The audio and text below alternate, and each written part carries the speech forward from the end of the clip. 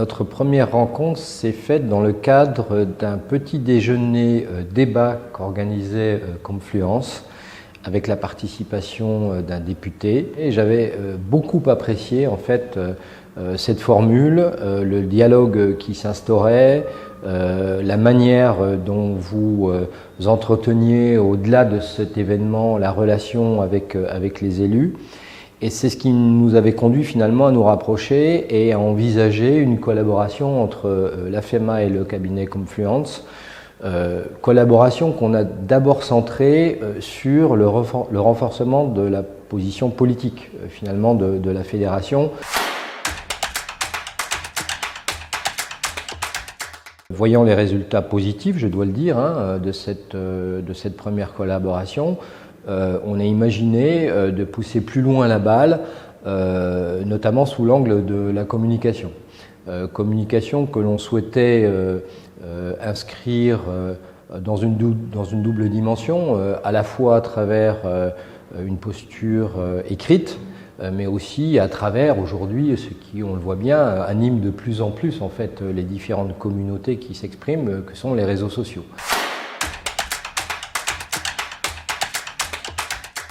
Alors même que nous sommes au cœur de faits sociétaux, on le voit bien à travers toutes les contributions que peuvent avoir les différents sujets numériques que l'on adresse sur le champ de la santé et du secteur médico-social et social aussi du reste,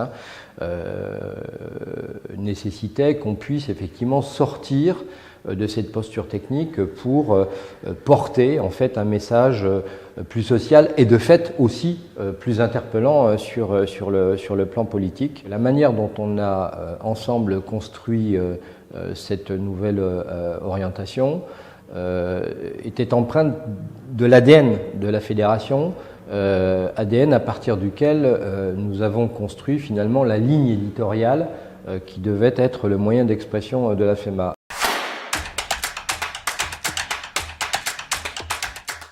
Un renforcement incontestable de notre posture à l'égard du réseau d'alliés politiques que l'on avait initialisé à travers le premier champ d'action spécifiquement dédié au renforcement de nos relations politiques. La combinaison entre la production d'un média sous diverses formes et divers relais finalement médiatiques, la combinaison de cette production médiatique avec l'organisation d'événements au moment de la publication de ces médias, événements d'échanges, de débats avec notre réseau d'alliés politiques, avec des acteurs institutionnels.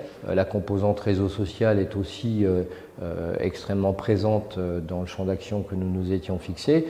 Et je veux dire que aujourd'hui je vois avec satisfaction à la fois nos audiences se développer, mais surtout se développer de façon qualitative.